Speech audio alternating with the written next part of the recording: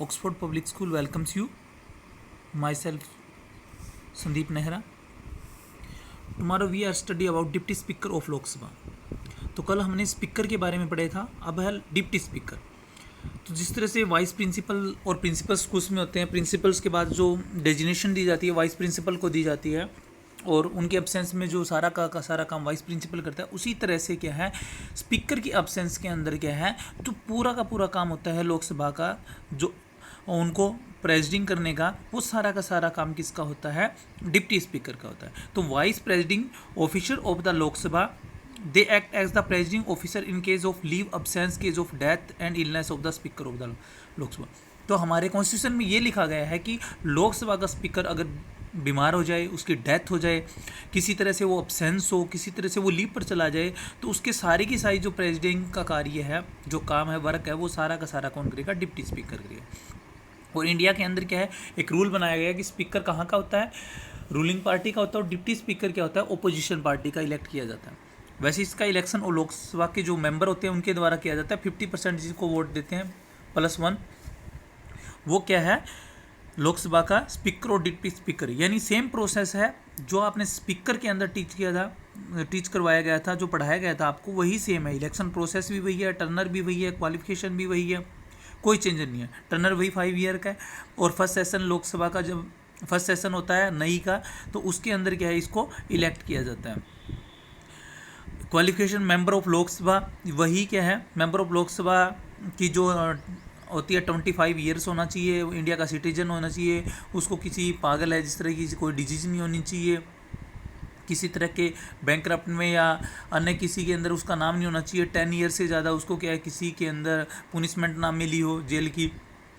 तो इस तरह से क्या है, ये कुछ क्वालिफिकेशन है, बाकी सभी के लिए सेम होती है, सिर्फ क्या होती है एज का डिफरेंस होता है. तो लोकसभा की जो एज है 25 ईयर्स, वही क्या है डिप्टी स्पीकर्स की एज मानी जाती है.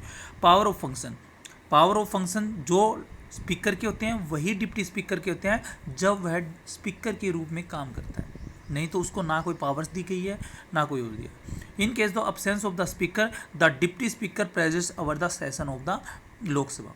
यानी जब भी क्या होता है स्पीकर हमारा लोकसभा का अब्सेंट होता है, तभी क्या है डिप्टी स्पीकर को क्या है पावर्स प्रोवाइड की जाती है.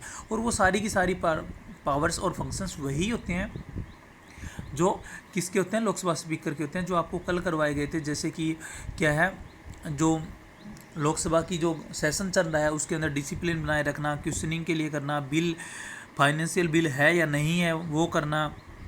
तो इस तरह की जो सारी पावर्स होती है वो सेम इसी की होती है. नेक्स्ट है कि हमारे फर्स्ट जो बनाए गए थे हमारे जो डिप्टी स्पीकर थे M.A. अयंगर त्रिपुटी जी, जो हमारे पहले इलेक्शन हुए थे लोकसभा इलेक्शन 1952 के अंदर.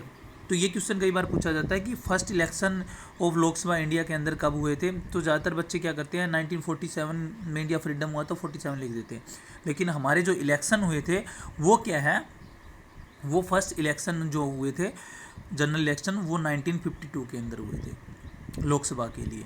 और जो प्रेसिडेंट की बात आती है, प्राइम मिनिस्टर की बात आती है कि इंडिया का जो प्राइम मिनिस्टर है और या जो प्रेसिडेंट भी है, तो वो 1947 के अंदर कैसे बनाया गया था. तो वो हमारी जो अंतरिम गवर्नमेंट बनी थी, हमारी जो इंटरनल गवर्नमेंट बनी थी, किसके द्वारा इलेक्ट की हुई, कॉन्स्टिट्यूशनल असेंबली के द्वारा बनाई हुई, उसके अंदर क्या है पंडित जवाहरलाल नेहरू को हमारा प्राइम मिनिस्टर और डॉक्टर राजेंद्र प्रसाद जी को क्या है हमारा प्रेसिडेंट बनाया गया था.